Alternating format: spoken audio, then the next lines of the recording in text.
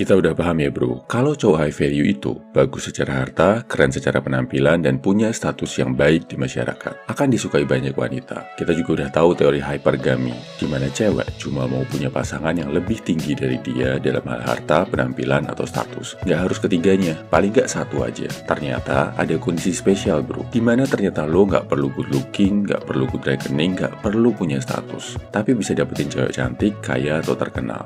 Warning bro, ilmu di sini toksik banget, agak berbahaya. Jangan dimanfaatkan buat hal buruk, tapi manfaatkanlah untuk mencegah agar wanita-wanita di sekitar lo nggak terjebak dalam hal ini. Teori hipergami nggak berlaku, cewek akan mau berpasangan sama cowok yang lebih rendah dari dia dalam segala hal ketika si cewek ada di kondisi ini. Pertama, kondisi di mana si cewek sakit, mengalami trauma, dan lo berhasil menyembuhkannya. Bisa sakit fisik, bisa juga secara mental. Misal dia lahir dan tinggal di keluarga yang benar-benar broke, depresi, stres berat. Lo datang ke dia dengan solusi, dan jadi satu-satunya orang yang bisa bantu dia mengatasi sakit dan traumanya. Sampai dia ngerasa sembuh, atau setidaknya merasa baikan. Mungkin lo berani pasang badan saat dia dikasari keluarganya.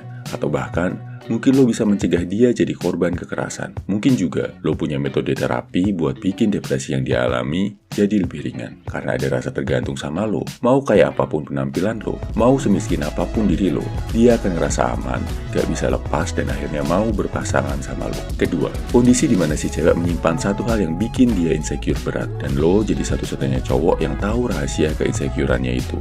Misal, cewek cantik, pinter, kaya, tapi ternyata kekayaannya di awal-awal didapat dari open BO, atau dia bisa kaya dari nyolong atau korupsi. Jauh di dalam hati nurani, si cewek ngerasa insecure banget sama hal itu. Rasa berdosa, bahkan merasa sangat rendah diri. Kebetulan lo tahu rahasia ini dan lo bisa nerima. Si cewek ngeliat lo antara takut rahasianya dibocorin, sekaligus lega, masih ada cowok yang mau nerima dia. Plus, lo bisa bikin dia nyaman.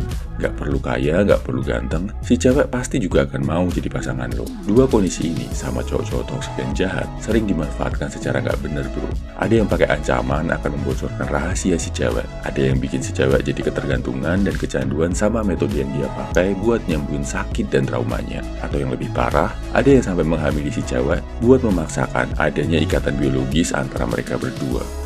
Pokoknya manipulatif banget, disertai tekanan dan ancaman. Akhirnya si cewek dimanfaatkan habis-habisan, baik secara fisik, perasaan, dan hartanya.